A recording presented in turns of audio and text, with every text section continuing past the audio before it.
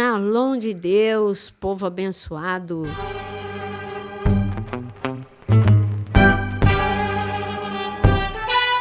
No nosso novo horário, que agora vocês vão ficar bem acostumados com esse horário de 18 horas, porque agora ficou um horário arredondado para facilitar a tua vida, hein? Às 6 da manhã, devocional, às 18 horas, 2 vezes por semana tem podcast, segunda-feira e sexta-feira, e os outros dias da semana tem publicações, assuntos incríveis para você. Confere aí, não deixa, mas para que você não perca nada disso. O bom, e vai no recado agora do Vinícius, mas eu vou adiantar uma coisinha, quando você aciona aquele muito valioso sininho, você não deixa de receber nenhum aviso. Na hora que eu entrar, já vai entrar uma notificação avisando que tem coisa nova para você. Mas eu falei que eu ia agora liberar um recadinho do pastor Vinícius, mas nem falei da mesa. Então, boa noite, pastor Vinícius. Boa noite a todos. E boa noite, apóstolo Jonas. Boa noite para você, para o Vinícius, para o Aquino, e excelente noite para todos vocês que nos ouvem.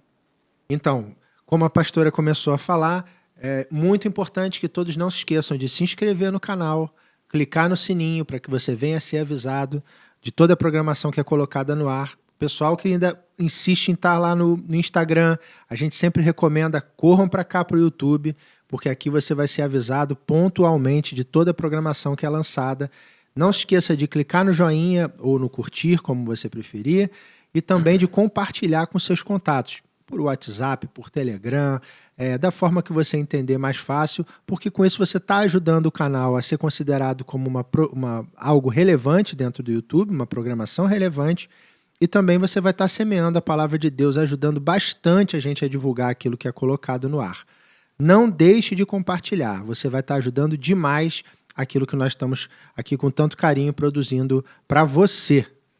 Sim, você vai estar divulgando, e você que não consegue, eu queria avisar as pessoas, explicar sobre os últimos dias, e você não consegue, quando você compartilha, você fala, eu não consigo explicar, mas tem gente que está falando, porque tem muita gente falando, mas tem muita confusão no ar. E toma cuidado com essa confusão. Jesus, olha, quer ver um teste? Jesus é simples, todo ensinamento de Jesus é simples. Ele falava de forma que pescador entendesse, agricultor entendesse e intelectuais entendessem. Então, o evangelho de Jesus, ele é simples e ele fala a mesma coisa desde Gênesis a Apocalipse. Salvação, ele fala desde Gênesis capítulo 3 até Apocalipse. A volta dele, ele fala desde Gênesis até Apocalipse. Aonde? Só nas bênçãos que Jacó, ele falou para cada filho, está escrito ali que seria para dias vindouros. E ali a gente vê na tribo de Dan o aviso sobre o anticristo, a gente vê na tribo de Judá tudo que Jesus faria. Então, é desde Gênesis a Apocalipse falando dos últimos dias, tá bom? E hoje nós vamos então falar sobre 2 igrejas para finalizar essa série das 7 igrejas de Apocalipse. Viemos fazendo o caminho contrário, a partir da última igreja, e hoje nós vamos falar também nessa mesma linha da igreja de Esmirna e da igreja de Éfeso. Dando início para a igreja de Esmirna, a pastora vai começar a discorrer então. Então, vamos ler aqui o texto? Pode ler, Apocalipse 2, Apocalipse 2, verso 8. Né? O nosso apóstolo Jonas vai começar essa leitura. 2, verso 8, de 8 a 11. Sobre Esmirna. Ao anjo da igreja em Esmirna, escreva esta carta. Esta mensagem vem daquele que é o primeiro e o último, que esteve morto e depois voltou à vida. Eu sei quanto você sofre pelo Senhor e sei tudo a respeito da sua pobreza, mas você tem riquezas. Conheço a calúnia daqueles que se opõem a você, que dizem que são judeus, mas não são, porque sustentam a causa de Satanás. Não tenha medo do que você está prestes a sofrer, pois o diabo brevemente lançará alguns de vocês na prisão para experimentá-los. Vocês serão perseguidos durante 10 dias. Mostre-se fiel até mesmo quando estiver enfrentando a morte, e eu lhe darei a coroa da vida. Que todo aquele que pode ouvir, ouça o que o Espírito está dizendo às igrejas. Aquele que for vitorioso não sofrerá a segunda morte. Ô, bênção. O texto tem muito conteúdo. É um texto curto, Oh, meu mas com, como disse o pastor Vinícius, com muito conteúdo. Vamos começar pelo nome, né? Esmirna significa, fala de mirra, significa mirra. E esse é um recadinho para a igreja, né? Nós temos que ter o bom aroma de Cristo. Ou a gente vai estar exalando o aroma da carne, aí o predador... O que o predador? O predador ele vai pelo faro, ele sente o cheiro de carne. Agora, se ele sentir cheiro de carne na tua vida, meu irmão, você está perdido. E o que é o cheiro da carne? Gálatas 5, né?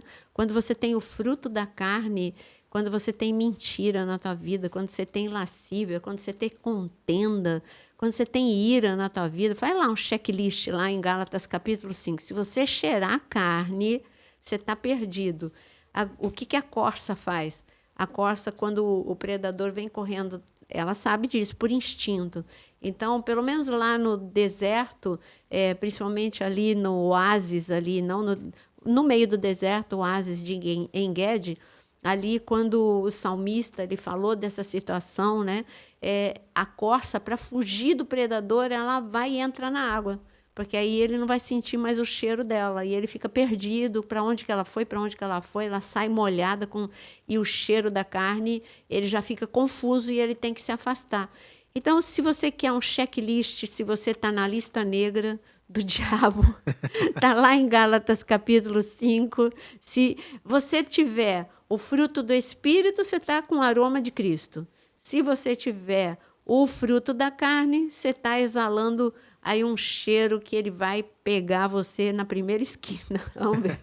Vamos ver o que é que você está. Qual é o teu carregando um alvo nas costas, né? Tá Exato. fácil de ser localizado. Então, e aqui ele fala, ainda no versículo 8, ele fala de ressurreição, que é aquele que esteve morto e tornou a viver. Tem um recado lindo para a gente, que eu vou pedir para o pastor Vinícius ler em Filipenses 3. Filipenses 3, verso 10. Para o conhecer e o poder da sua ressurreição e a comunhão dos seus sofrimentos, conformando-me com ele na sua morte. Então, o apóstolo Paulo, ele ensina a gente, ele leva a gente a fazer uma oração, conhecer. Isso sempre me chamou a atenção em Filipenses 3. O porquê que Paulo ele pediu para a gente orar, para a gente conhecer o poder da ressurreição. Porque o poder da ressurreição tem momentos na vida da gente que a prova ela é dura e parece que você não vai suportar e parece que você morreu. Parece que eu acho que quando o diabo viu Davi fugindo de Saul, tendo que sair pela janela da promessa. Gente, a promessa de... Quando Samuel entrou na casa de Davi, foi para dar uma promessa. Você vai reinar sobre Israel. Aí, tudo bem, demorou, mas chegou a hora dele entrar no palácio e entrou como genro do rei. Parecia que a promessa, sabe aquela coisa? Parece que cumpriu a promessa, já estou vivendo o melhor da minha vida. Não tinha nada, ele continuava sendo, ele já era herói da nação por causa de Golias. Agora ele ia se tornar mais ainda herói da nação, ele era o queridinho de Saul, era o genro de Saul, ele estava casado com uma princesa, morava no palácio, mas de repente ele tem que fugir pela janela. Sabe aquela coisa que você não entende o que aconteceu com a tua vida? Naquele momento, porque na minha cabeça, Davi achou que ele tinha chegado no último estágio da vida dele. Pronto, cheguei no palácio, cumpriu a promessa. Mas só que ainda tinha um outro deserto, literalmente deserto, para ele viver. E ele teve que sair pela janela. Neste momento que ele saiu pela janela, ele tinha duas opções. Ou morrer que eu digo não fisicamente. Poxa... Desistir dos sonhos. Na minha vida tudo é difícil. Meus irmãos me rejeitam, meu pai não lembra de mim. Aí, quando eu vou sorrir, é aquela coisa que a minha mãe falava, né? Lembra, eu já falei para vocês, que minha mãe dizia assim, não ri muito, menina, que senão no dia seguinte você chora muito. Então, é um ditado que escravizou, pelo menos a minha família, né? A gente não podia rir muito, porque senão no dia seguinte ia chorar. De repente, Davi podia... Poxa, eu ri demais. Eu acho que agora eu vou ter que chorar muito, porque eu ri demais. Mas não, isso daí isso é coisa de gente que, não, como a minha família, que não era cristã. Mas, gente, minha família não era evangélica, quando minha mãe falava isso, tá? Então, eu quero dizer que há momentos em que há uma negação na promessa de Deus. Parece que está tudo dizendo não. Não, Deus não vai cumprir, Deus foi uma ilusão tua, olha só, Deus te decepcionou, olha o silêncio de Deus. E ele foi para o deserto, e Deus não mandou um profeta atrás do deserto. Alguém viu um profeta aí atrás dele no deserto? Eis que te diz o Senhor, daqui a pouco você vai estar no palácio de novo, enfrenta esse deserto com coragem. Não. Se apareceu alguma, foi profetada. Pelo menos não foi registrado aqui na Bíblia que apareceu um profeta. Olha, coragem, meu irmão. Com certeza. Você vai voltar para o palácio. Não, ele teve que se sustentar na fé da promessa que foi liberada lá na casa do pai dele. Não, Deus é fiel, Deus vai cumprir, eu vou voltar para o palácio. Mas isso era o coração dele. Por isso que eu estou dizendo, o poder da ressurreição é você levantar quando a causa parece perdida ou quando você parece derrotado. Quando Israel foi para o Holocausto.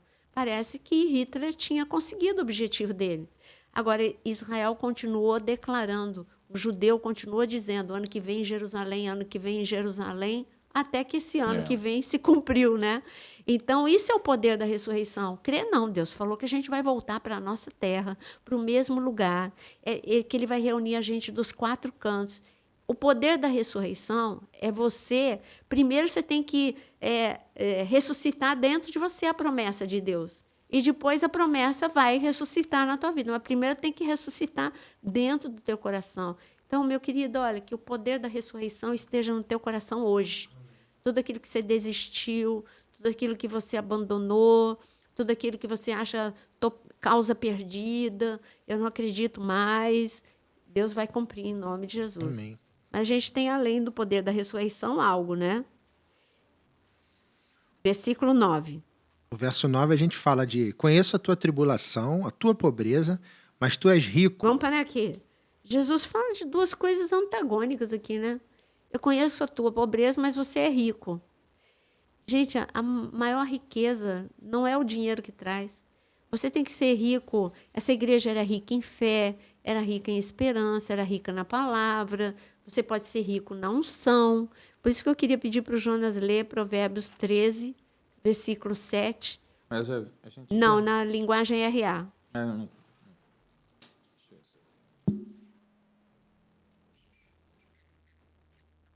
Pronto, aqui, ó. Vinícius achou aí. Provérbios 13, 7. Não.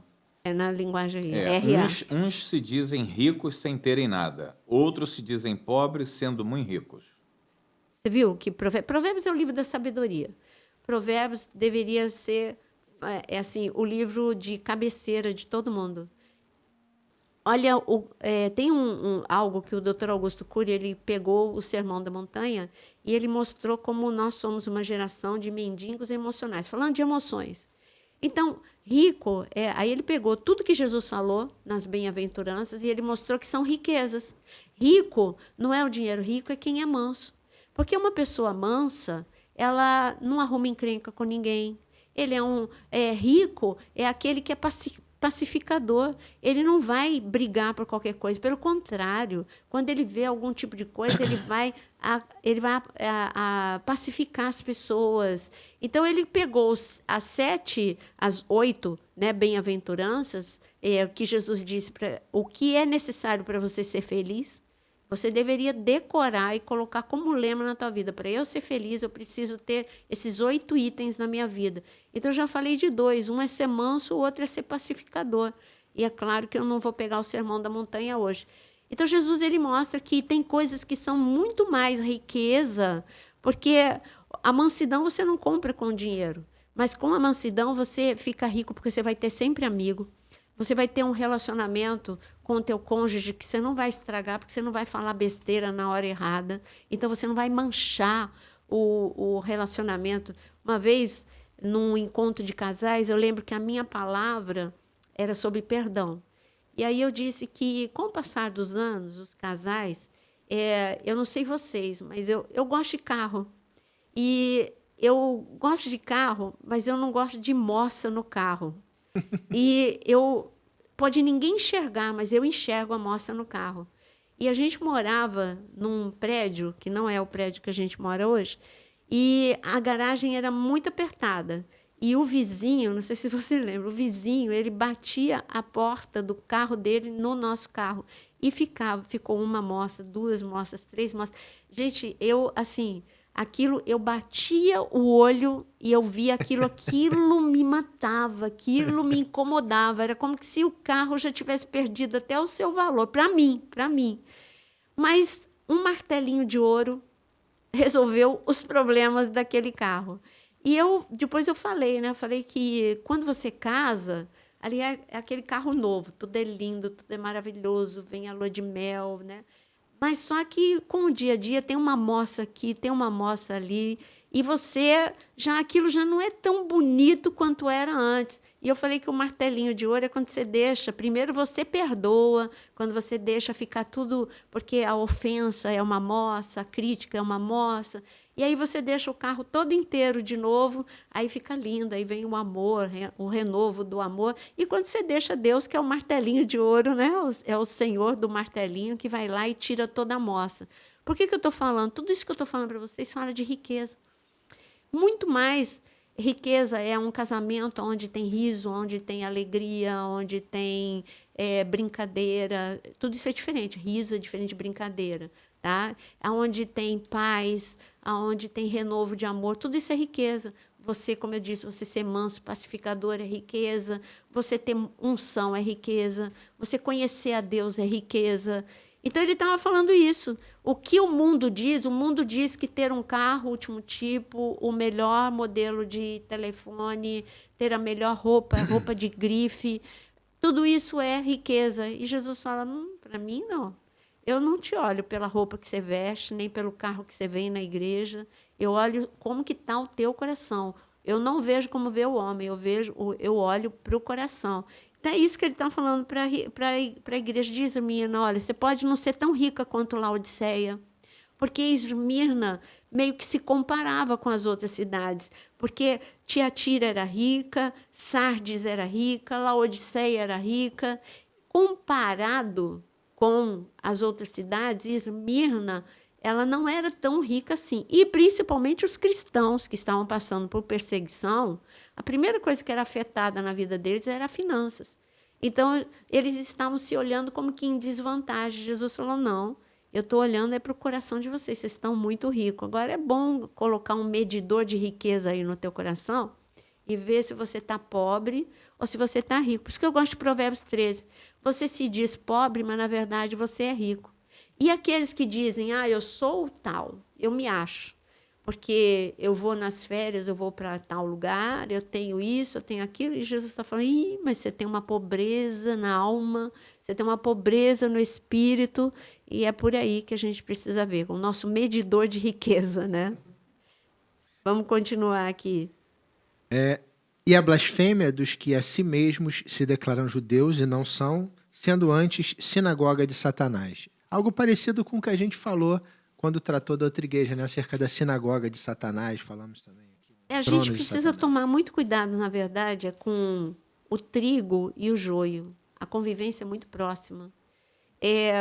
O bode e a ovelha, a convivência é muito... Eles andam no mesmo rebanho, né? Quando fala de bode e de ovelha, o que diferencia os dois não é só o físico, o que diferencia os dois é o comportamento, principalmente. Principalmente o comportamento.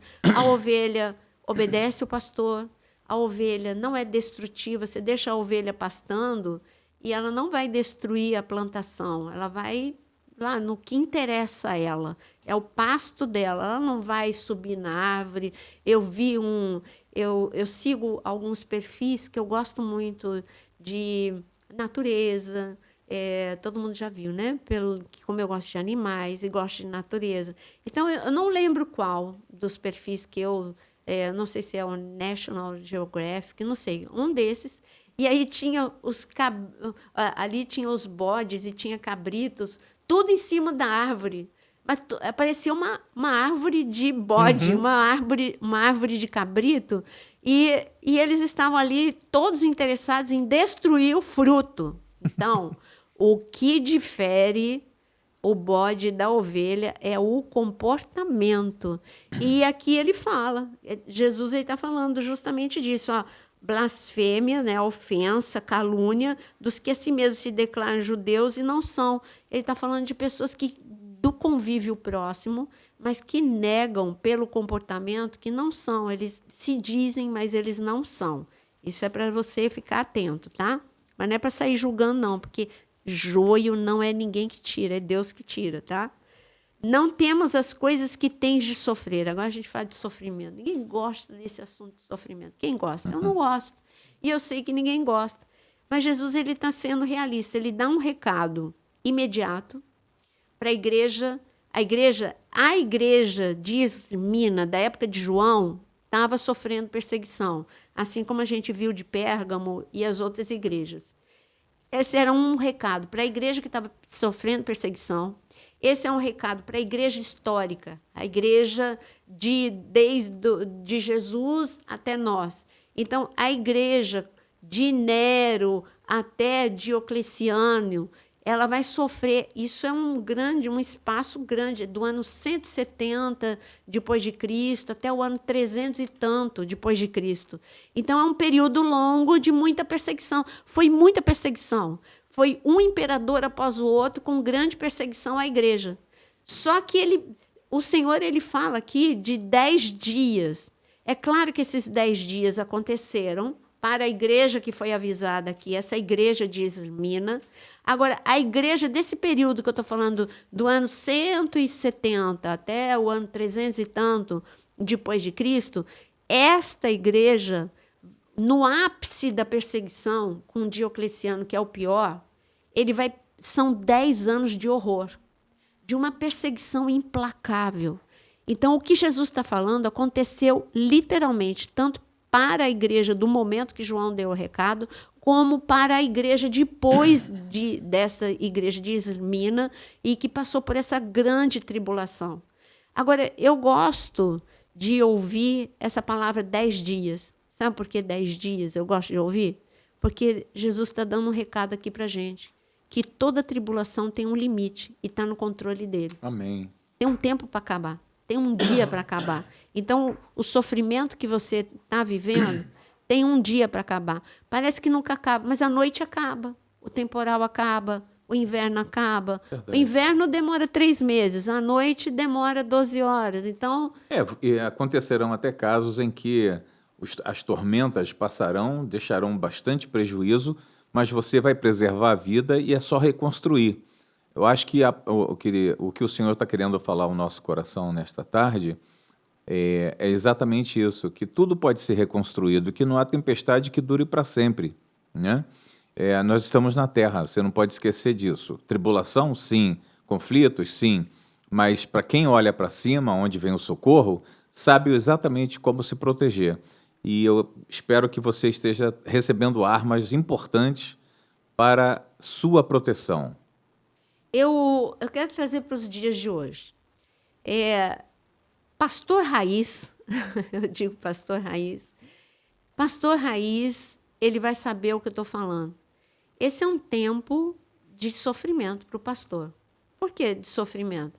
Pastor que só diz que está tudo bem, que está tudo ótimo, não está ali em sintonia com o que está acontecendo na terra, não é possível. Porque pastor Raiz ele vai estar sofrendo com um rebanho que é inconstante, rebelde, com um comportamento massivo, um pouquinho parecido com o comportamento de bode. Eu costumo dizer que tem ovelha pitbull, né? Mas é por aí. Por que isso? Por causa das emoções. As emoções, as pessoas desaprenderam, elas não sabem mais se controlar. Eu sou de um tempo em que a gente respeitava pai e mãe. Quando você respeita pai e mãe dentro da tua casa, aí você facilmente respeita a autoridade em todos os lugares. Há aquele respeito ao professor, há o respeito. Recebi o meu sobrinho, nós recebemos lá em casa, e ele é professor de artes e de música, para a escola municipal. E aí a gente falou, e aí, como é que tá? Ele falou, agora eu estou num colégio bom, graças a Deus. Não estou mais recebendo tantos insultos, porque no colégio que eu estava, riscavam o carro dos professores, atiravam papel na gente, insultavam a gente. Isso porque ele dá aula em ensino fundamental. Eu não estou falando nem mais tarde, eu estou falando de ensino fundamental. E eu fiquei assim, perplexa, porque eu poderia escutar isso se fosse ensino médio, mas ele estava me falando de ensino fundamental, que o carro do professor que o carro dele foi riscado, que ele recebia papel nas costas, insultos. Então, nós estamos diante de um quadro em que na igreja a gente vê a mesma coisa. Na igreja a gente vê que você trata a tua autoridade espiritual do jeito talvez que você trata o teu pai e a tua mãe. E não é assim. Porque existe, eu não estou falando de líderes dominadores, mas um mínimo de respeito você precisa. Isso é bíblico, respeitar, se submeter à autoridade. Eu vou aproveitar e vou dizer um assunto bem polêmico. Me perguntam no direct, eu até mostrei para o Jonas, direto, assuntos delicados, até mesmo assim, quando vem que eu... Vamos ser claro, tá? Que eu pinto minha unha. Então, aqui no podcast vem muita gente que fala assim, mas e aí, o que você acha disso? Porque na minha igreja não permite, o que você acha disso? Eu falo, sabe o que eu acho disso? Eu acho o seguinte, você está na tua igreja e você precisa obedecer à tua igreja. Você precisa estar com o coração dentro da tua igreja. Se a tua igreja diz que não e você vai continuar na tua igreja, então fique e obedeça à tua autoridade. Eu não estou aqui, isso é antiético eu falar de qualquer outra igreja. Eu respondo pela nossa igreja. Agora, eu não vou dar nunca opinião sobre a sua igreja. E isso não é uma questão de negar Jesus, isso é um detalhe. Então, nós não estamos falando de heresia, nós estamos falando de um detalhe. Mas você precisa ficar bem na tua igreja. Você precisa se submeter às tuas autoridades, tá bom? Então, no direct, já fica sabendo, não respondo essas perguntas. Por exemplo, também não respondo pergunta que me diz assim, eu respondo a pessoa, mas eu não respondo a pergunta. Eu não respondo pergunta que diz assim, aonde que está escrito que mulher pode ser pastora? Eu não respondo, porque quem me faz essa pergunta não quer ouvir a minha resposta. Ela só quer me confrontar de que eu sou pastora. Eu falo, meu querido, olha, tranquilo, você crê no que você está aí bem firme, crendo que pastor não pode ter pastora. Eu fico com a minha convicção e nós dois vamos ser salvos. Isso é importante. Isso daí é bode ou é ovelha? Isso aí é bode, né? Tem que tomar cuidado. Porque não adianta ficar falando... Você já viu como Deus colocou mulheres? Débora era a autoridade máxima religiosa da nação. Ela não era só juíza para assuntos de guerra, ela não era só assuntos políticos. Um juiz, leia o livro de Juiz, ele acumulava funções, ele era autoridade máxima, não tinha sumo sacerdote, porque não tinha templo. Então, era ali um juiz, você vê ali, Samuel era um juiz, Samuel era um juiz, e ele era o sacerdote, era o profeta de Israel, e era um juiz. Então, o que eu quero te dizer é que um juiz, ele acumulava função religiosa, ele era a autoridade máxima religiosa, ele era a autoridade máxima política e a autoridade máxima sobre o exército de Israel. E Débora era. Eu falei que não ia responder, mas não vou mais responder, não. Não vou, porque quem não crê vai vir com um monte de coisa. Então, tudo bem. Então, no texto aqui, a senhora já comentou, mas só para a gente avançar, eis que o diabo está para lançar em prisão alguns dentre vós, para ser dispostos à prova, e tereis tribulação de 10 dias. Ser fiel até a morte e dar-te-ei a coroa da vida. São os 10 dias que a senhora comentou. Sim. Quando falou sobre esse período de tempo entre Nero e Diocleciano. Isso. E a senhora deu a ênfase ao período de Diocleciano, que foi o auge da perseguição, né? Isso a gente está falando de história. Recado para a igreja da última hora. A tribulação tem tempo, tem um limite. Ela acaba. graças a Deus ela acaba. Jesus estava mostrando aqui que ele estava no controle. Acabou. Quem acabou foi Diocleciano, quem acabou foi o Império Romano. Mas os cristãos, Deus poupou. Agora, aqui está falando de fiel até a morte. É claro que muitos cristãos morreram. Esse é um tempo de arena, é um tempo de muito sofrimento, muita perseguição. E cuidado, esse momento vai voltar. Vai voltar quando? Vai voltar com o anticristo. E a grande tribulação. Foi um momento de maldade, um requinte de maldade tão grande, né? Porque atear fogo num ser humano vivo e colocar pendurado para que ilumine a cidade é uma coisa Nero, terrível. Né? Depois, quando você passa em Roma também, que você olha aquela arena onde muitos cristãos ali foram mortos por leões, é terrível de pensar. Muito, muito forte. E, no entanto, aquelas pessoas permaneceram fiéis, né, ao Senhor. Fiéis. Elas não negaram a Jesus, por isso que ele diz, sede fiel até a morte, né, se necessário for. Vocês lembram daqueles rapazes que tiveram o pescoço, a cabeça amputada, né, do corpo do Estado Islâmico? Pois é, a mesma coisa, aqueles rapazes não negaram a Cristo. Eu me lembro de uma fala de um missionário até amigo nosso, né, onde ele disse que ele esteve com uma mãe que perdeu dois filhos, dois rapazes daquele, eram irmãos, né, filho da mesma mãe, e perguntou como é que ela estava, e ela falou, estou muito feliz porque meus filhos não negaram a Cristo e foram morar no céu. Né? Então, eu acho que a gente está precisando de uma moendazinha, sabe? Acho que nós cristãos aqui no Brasil precisamos de alguma guerrinha, alguma lutinha para poder nos posicionarmos melhor e buscarmos mais de Deus. Porque quando você se posiciona, quando você trabalha, quando você está na batalha, você tem muita presença de Deus contigo. E você cresce e você amplia o seu horizonte, a sua visão de reino espiritual. Mas quando não tem nada, você relaxa, você se acomoda, e quando a gente se acomoda, imediatamente vem o sentimento, aquele sentimento de descrença, de esfriamento, e de repente some o temor de Deus, e você não louva mais, não ora, você não prega, você não jejua, você não faz nada. Ou seja, você é um vaso esvaziado. E um vaso esvaziado... Olha, duas coisas tremendamente antagônicas. Enquanto a igreja perseguida do século XXI, ela corre risco, mas você pode perguntar para o pastor Mateus Carvalho, do Maós, e para outros que trabalham com a igreja primitiva, ele já esteve nessas igrejas subterrâneas. Até hoje elas existem. E esses cristãos, que a gente não fala o nome dos países por razões de segurança, mas esses cristãos, eles têm uma paixão por se encontrarem.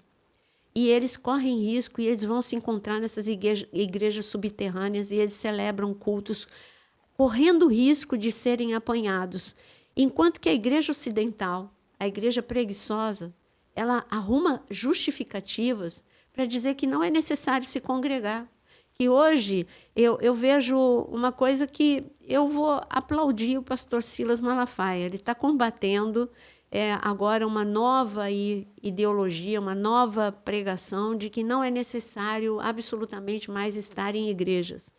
E ele está falando, e ele mostrou, e ele fica mostrando os versículos, aí ele fala assim, quando é que Jesus ensinou isso? Né? E aí ele começa a falar como o Senhor mandou a gente congregar, estarmos juntos. Então, a igreja primitiva, a igreja perseguida, porque a gente está no assunto de perseguição, a igreja perseguida, ela valoriza o que é importante é se reunir. Ela valoriza a palavra, e ali eles dividem as páginas da Bíblia, aí eu entrego a página de Apocalipse 2 para o Vinícius, ele por uma semana ele decora e copia, eu entrego o Apocalipse 3 para o Jonas, ele copia e decora, aí ele troca Apocalipse 3 e dá para o Vinícius, e o Vinícius dá Apocalipse 2, e depois a gente vai trocando. É assim, porque eles não podem ter. No Japão não tem perseguição, mas tem uma coisa muito interessante, tem a dificuldade do Evangelho e a dificuldade de ter Bíblia em português. coisa lógica, né? Então, quando eu vou para lá, eu me sinto... não que seja proibido. Não é proibido no Japão, gente. Não é proibido. Mas teve uma vez que, lá no aeroporto, quando eles abriram a minha... tem uma vigilância lá no Japão muito grande. Eles pediram tanta Bíblia, né? E dessa vez eu viajei sozinha e eu coloquei muita Bíblia em uma mala. E ali o japonês, ele se assustou com aquilo. Ele falou... Ele achou que talvez eu fosse contrabandista, alguma coisa. Ele falou, o que você vai fazer com tudo isso? Eu falei assim, não, eu sou pastora, é Bíblia em português. E aqui no Japão não tem Bíblia em português. Ele ficou olhando assim para mim, né? Então, você está vendo? Eles valorizam, eles estavam esperando ansiosamente eu chegar. Porque a Bíblia deles já tinha ficado muito velhinha, já não estava rasgada, tinha novo convertido que não tinha Bíblia. Não tem livraria no Japão brasileira, não tem com Bíblia para comprar com essa facilidade. Então, tem no telefone? Tem aplicativo? Tem, claro que tem, mas eles valorizam o papel também, né? Então, começa a valorizar o que você tem, a tua liberdade em Cristo, porque é isso que o Senhor está falando. Tem muitos que morrem por Cristo agora, no século XXI. Para a gente finalizar essa igreja, porque a gente ainda vai falar de Éfeso, essa parte final do verso 11 diz: quem tem ouvidos ouça o que o Espírito diz às igrejas. O vencedor, de nenhum modo, sofrerá o dano da segunda morte. E é um tema que eu sei que tem discussões escatológicas aqui, inclusive acerca dessa segunda morte. A senhora dá uma explicada rápida sobre o que seria essa segunda morte. Então, para mim, a primeira morte é você morrer, é o teu corpo ir embora, e ali mas você é eterno, e você escolhe aonde você vai ficar na eternidade. Vocês sabem que vai ter um momento, nós estamos no tempo da graça, para nós que somos pré-tribulacionistas, vem a tribulação, depois vem a grande tribulação acaba na batalha de Armagedon, e vocês sabem que vai ter um milênio e o trono branco. O trono branco é o grande julgamento. O grande julgamento é quando todos nós vamos passar por esse tribunal. A nossa vida vai passar em milésimos de segundos diante dos nossos olhos num telão lá, né? É como que se fosse um telão. E ali, tudo que nós fizemos, nós vamos ver os nossos erros, os nossos acertos, mas diante dos nossos erros e acertos, se você aceitou Jesus como seu Senhor e Salvador, se manteve firme, o Senhor vai dizer, servo bom e fiel, e você vai ser a ovelha. Agora, se você você já morreu, né? Então faz de conta que você já morreu, e você vai para esse tribunal, e você não aceitou Jesus como teu Senhor e Salvador, ou você negou Jesus como teu Senhor e Salvador, aí é a segunda morte. Você vai para o lago de fogo e de enxofre. Não tem morte pior do que essa. Pior do que a morte física. A morte física, você só vai aguardar esse julgamento e o que vai acontecer com você na eternidade. O que você tem que entender é que está em jogo. Se você acha que é muito tempo, o tempo que a gente vive aqui, não é. Quem já passou dos 40, parece que foi ontem que você tinha 18, né? Eu vou falar aqui com a mesa. Né? Não parece que foi ontem que a gente tinha 18 anos? Parece que foi ontem. Aquino, você não passou dos 40, mas não parece que foi ontem que você... Então, parece que foi ontem que a gente fez 18 anos. A vida é muito rápida. A vida é um sopro. Quando você conversa com uma pessoa de 90 anos, ela pode estar fisicamente cansada. Ou, Seivan não. Seivan não está cansado, não. Mas alguns podem estar até cansados por estarem doentes, alguma coisa assim. Mas, se você falar, ele é jovem na mente. O corpo não é, mas ele é jovem ainda na mente. Sabe por quê? Porque a vida passa muito rápido. Então, na mente ainda não passou todo esse tempo que passou aqui no corpo. Veio ruga, veio dor. Então, o que eu quero dizer é que a vida aqui é muito rápida. Deus falou, é um sopro, é como o orvalho. Ele só compara assim, é como a erva. Ele só compara com coisa muito rápida. É verdade. Agora, o que você devia se preocupar é com o que você vai ter na tua vida inteira. Gente, eternidade é eternidade. Aonde você vai passar a eternidade. E você trata como que se isso aqui fosse a eternidade. E esse é o momento da tua decisão. O que é, eu vou agora, nesta vida que Deus me deu, eu estou decidindo o que eu vou fazer com a minha vida inteira. A tua vida inteira é depois disso. é a eternidade. E nesse julgamento do trono branco, infelizmente, muitos vão acordar naquela hora. Eu não acredito que eu desperdicei a minha vida. Eu não acredito que eu tive oportunidade de me consertar. Sabe o cão que volta ao vômito? Você pode perder, sabe, tudo que você construiu quando você nega Jesus e vive uma vida de pecado. Então, eu digo para você que os prazeres da carne não são nada comparados com o prazer que Cristo quer te dar para a eternidade. Então, escolhe hoje a eternidade para você não viver a segunda morte. Escolhe a vida. A primeira, se a gente não for arrebatado em vida, todos nem têm a primeira que passar, morte, né? Todos têm que passar. A primeira... No arrebatamento, no nem a arrebatamento primeira eu morte. espero que a gente possa... Eu não quero viver nem a primeira, nem a segunda, mas olha, eu tô mais otimista. Eu não quero passar na segunda, não. Eu tô querendo nisso também. Tô eu tô nessa. querendo ir na primeira. Tô nessa. Eu tenho assim, uma certeza dentro do meu coração que eu não vou passar pela morte física, porque o arrebatamento está muito próximo. Eu também. Eu também. Então, vamos juntos. Aí a gente não se vai preocupar nem com a primeira. Na segunda, então, deixa ser para lá, deixa para outra. Mas é interessante essa questão, porque a gente fica, às vezes, na cabeça, o que acontece nesse espaço de tempo, né? Entre a primeira morte, daqueles que já morreram lá, desde Jesus Cristo, até o grande trono branco que a senhora falou, que é algo depois do milênio, segundo o nosso entendimento. Né? Mas a gente também tem que pensar que o tempo no céu não é o tempo cronos que a gente vive aqui. Gente, mas tem muita coisa para fazer. Muita coisa. Ó, eu vou falar algumas coisas que tem para fazer. Lá no céu está em plena atividade. Primeiro, Jesus está fazendo moradas. O banquete, né, as bodas do Cordeiro está sendo preparada. É um super luxo, gente. Vai ser um Pensa espetáculo. nas bodas do Cordeiro. Não, eu fico pensando nas taças, né? Aquele cristal puríssimo. Não, tudo é lindo, as ruas são de ouro. Eu não creio que as taças os copos serão de ouro, porque não que não Mas é um ouro diferente, lá no céu é um ouro... Jesus não é antiquado, né? Não, é o que tem de melhor, e ele é moderno. Então. Agora, deixa eu te falar, olha, você tem o teu período de devocional lá, é adoração. Por quê? Leia Apocalipse 4 e 5. Você vai ver ali a adoração a pleno vapor lá no céu. Quando o João ele vê a adoração ao redor do trono. Tem os 24 anciãos, eram homens que viveram e que estão lá adorando. Meu Deus. Mas tem adoração, tem Jesus ensinando. Já pensou? E não é que Meu Jesus... Deus do céu. Eu já disse para todo mundo, eu tenho um caderninho para perguntar muita coisa para Jesus. Jesus prometeu aos seus discípulos muitas coisas, mas ele não prometeu que eles estariam assentados ao seu lado, né? E no entanto, estão. Não na terra, mas não, lá sim. Lá, depois que subiram, ocuparam o lugar de honra. Mas diga-me se eles, na verdade, foram os primeiros a implantar a igreja, a ensinar, a consolidar, né? Porque o mais importante nesse momento, a gente tem pela frente aí uma série de novidades, né? Como o fim dos tempos, tribulação, grande tribulação, arrebatamento da igreja, manifestação do anticristo. A gente está vendo tudo isso. A gente está vendo a globalização preparando o planeta para ser governado por um homem só.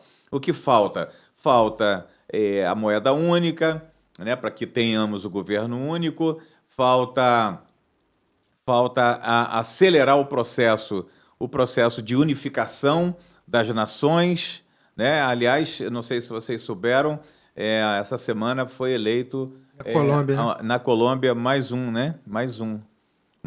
Ou seja, que na América do Sul, hoje nós só temos Brasil e Paraguai como conservadores e etc., né? Então, a gente está vendo o cerco fechando. Esse é o regime que o anticristo vai colocar sobre a humanidade. Mas o Brasil tem uma promessa de ser o celeiro do mundo, por isso que eu creio. Eu concordo. Tudo está no controle de Deus. Ele já sabia desse cerco. E o Brasil, eu creio, e você tem que orar para que isso aconteça, Verdade. de que nós teremos para dar para os nossos irmãos vizinhos, nosso socorro, assim como José, celeiro. Por isso que celeiro...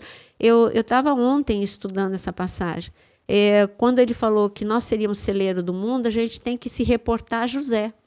E quando a gente se reporta a José, ele tinha para dar para aqueles que estavam sofrendo, tanto no Egito quanto em Israel, que era Canaã. E é tão interessante, porque quando a gente olha para a geopolítica desse momento, como eu já falei lá no podcast passado, né, a Ucrânia não produzindo, a Rússia também cheia de bloqueios, não é que ela não esteja produzindo, ela não tem como, né? Porém, olha o privilégio que está sobre a nossa nação. Faltando fertilizante no mundo, a Rússia mandou para nós 120 navios com fertilizante. Sabe o que é isso? É um milagre de Deus, porque a nossa agricultura não para. Isso se chama graça. Nós temos uma graça com um propósito. Deus não é aquela expressão Deus é brasileiro, porque Deus é do mundo inteiro. Deus amou o mundo. Mas por isso que ele deu o seu filho. Brasil, viu? Não, ele, dentro do seu propósito, o que eu creio? Dentro do seu propósito soberano, ele já tinha anunciado que o Brasil seria usado no momento crítico para abençoar não só os nossos vizinhos, mas eu creio para levarmos avivamento para os Estados Unidos, para a América Central, para a América do Norte, para a América Central, para sermos enviados para a Europa, para a Ásia, para a África. Então, eu creio que nós seremos enviados, o que nós temos é engraçado, sempre falaram isso, Brasil é o pulmão do mundo, Brasil é não sei o quê. Então, sempre relacionando com o mundo. Mas eu vejo este propósito. Deus quer levantar você que está aí em casa com um grande avivamento para você ser usado, porque nós temos muita coisa para fazer nesses últimos dias. Por isso que quando você me pergunta, eu não coloco porque Deus não coloca nem dia nem hora. Nós temos sim. O que nós temos? Nós temos um Deus que está no controle e que nós ainda vamos viver o grande avivamento, um tempo de restituição, porque Deus quer salvar a muitos. Deus quer abençoar a muitos. E você é o canal de Deus neste momento. Amém. E isso, a gente encerrar a igreja de Esmirna e passar para a igreja de Éfeso, e isso parece que justifica muito do que a gente viveu até hoje, né, dessa crítica ao povo brasileiro, de ter essa síndrome do vira-lata. Isso hoje a gente consegue entender com essa visão profética de que o fato de nós sermos mestiços, praticamente todos, nos facilita o acesso em qualquer nação. Sim. A gente anda em Israel, eu sou confundido com judeu e não sou judeu. A senhora de olhos verdes, lourinha, vai andar na Itália, vai andar sem ser italiana pura. Eu trabalhei na Etiópia e era confundido com etíope. O pastor Jonas... Então, assim... era muito magro, né? Qualquer lugar que nós andarmos... nós somos bem recebidos. E isso facilita essa penetração para que sejamos essa bênção dentro de cada nação. Onde nós chegamos com o nosso registro de brasileiro, somos bem recebidos. Lá em Israel, você que vai comigo, você vai ver que quando a gente chega em algum local em que... nas barreiras policiais, quando os policiais entram, né, é tranquilo, eles só entram porque faz parte. Brasileiro, quando fala brasileiro, eles já entram rindo, falando Ronaldinho e falando... Então, o brasileiro realmente ele tem uma graça de Deus diante das nações porque tem um propósito. Amém. Sobre a igreja de Éfeso, acho que nós vamos falar bem rapidamente. Rápido, né? Porque é uma igreja Porque aqui, na verdade, a gente vai focar em apenas 2 pontos, né, pastora? Que são... A gente está aqui, então, no capítulo 2, nos versos de 1 até 7, e aqui a gente quer focar especificamente em algumas questões, que são... eu vou ler aqui, para a gente acelerar, né? Vou ler só o que a gente vai falar, que é a parte ruim, né, que a gente vai comentar, que é: tenho, porém, contra ti que abandonaste o teu primeiro amor. Lembra-te, pois, de onde caíste, arrepende-te, volta à prática das primeiras obras, e, se não, venho a ti e moverei do seu lugar o teu candeeiro, caso não te arrependas. Aí a questão dos nicolaítas nós já comentamos outro... Então, aqui, se você...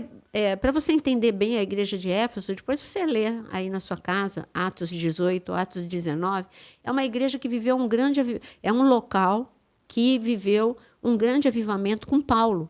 Porque Paulo, quando foi para Éfeso para evangelizar, eu chamo de avivamento. Porque não é possível que a cidade toda, sem Paulo pedir, levou, quando eles entenderam que só Cristo era o Senhor e Salvador, imediatamente as pessoas se desfizeram da sua literatura e tudo que se relacionava à magia. E eles ali fizeram uma montanha no centro de Éfeso de livros, e ali está escrito que eram muito caros.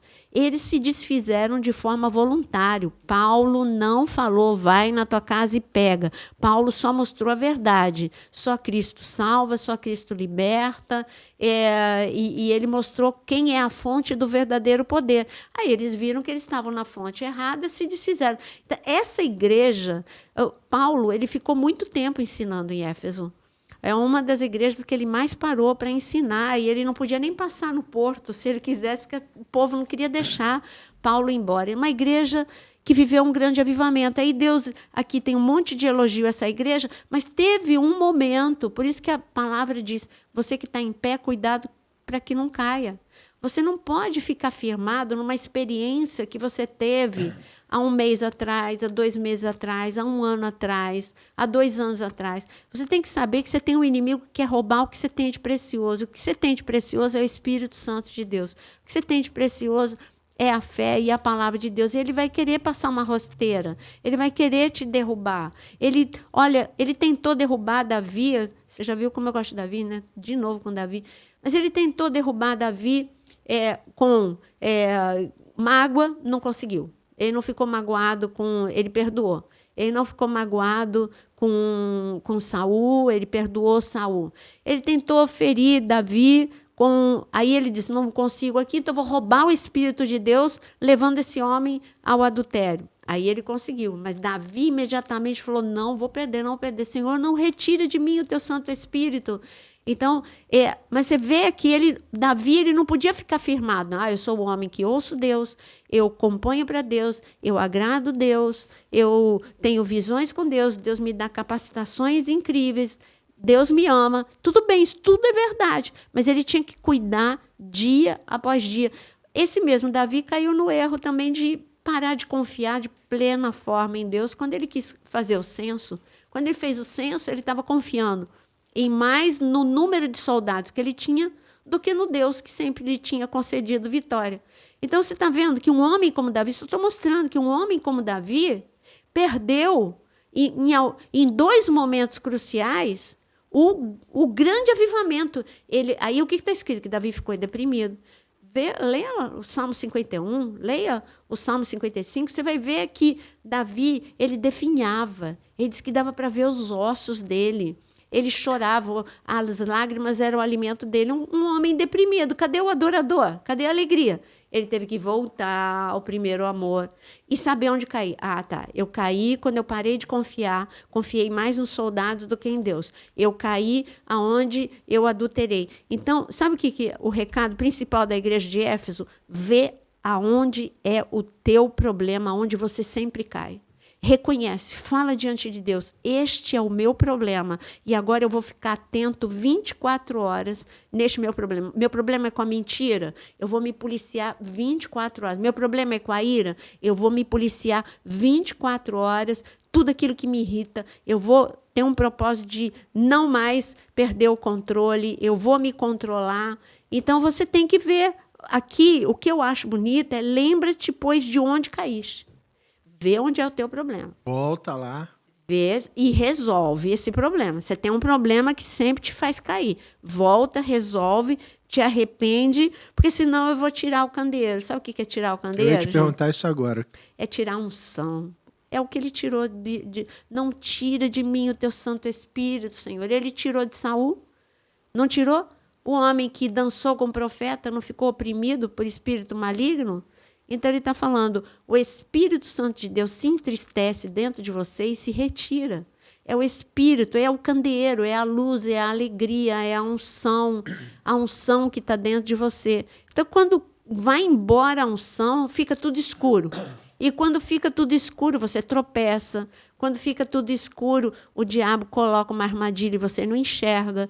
Então, não deixa o Santo Espírito sair de dentro de você. Hoje fala, Senhor, eu quero mais de Ti. E o candeeiro, então, simbolizando justamente esse receptáculo do azeite, né? Sim. Do lugar onde tem que estar sempre abastecido, tem que estar sempre cheio, para que o Espírito possa estar ali se movimentando, ali fazendo acontecer e gere o calor, né? Que a senhora Com sempre fala do certeza. calor, essa coisa da explosão que vem do Espírito Santo. Finalizando, ele simplesmente fala: quem tem ouvidos, ouça o que o Espírito diz às igrejas, e ao vencedor dar-te-ei que se alimente da árvore da vida, que se encontra no paraíso de Aqui é Deus. um recadão, hein? Aqui é um recadão, porque começa em Gênesis com a árvore da vida e termina em Apocalipse com a presença, Apocalipse 22, da árvore da vida. Então, quer dizer, você entrar na eternidade e resgatar aquilo que Adão perdeu.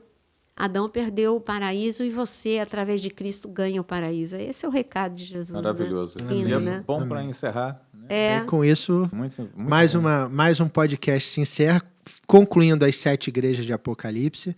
Lembrando a todos, não deixem de se inscrever no canal. Você que ficou com a gente até o final de mais esse podcast e ainda não se inscreveu, se inscreva. Clique no sininho para você ser sempre avisado de uma nova programação que é colocada no ar. Clique no like, no joinha, no curtir e compartilhe essa programação com quem você puder compartilhar. Vai estar nos ajudando demais a semear a palavra de Deus, a fazer com que aquilo que é falado aqui seja considerado relevante para o YouTube e também é a sua forma de participar desse evangelismo que a gente tenta fazer aqui toda segunda-feira e sexta-feira, agora às 18 horas, fazendo com que a palavra de Deus possa alcançar o maior número de pessoas. Então, agradecendo mais uma vez a participação de todos, a colaboração.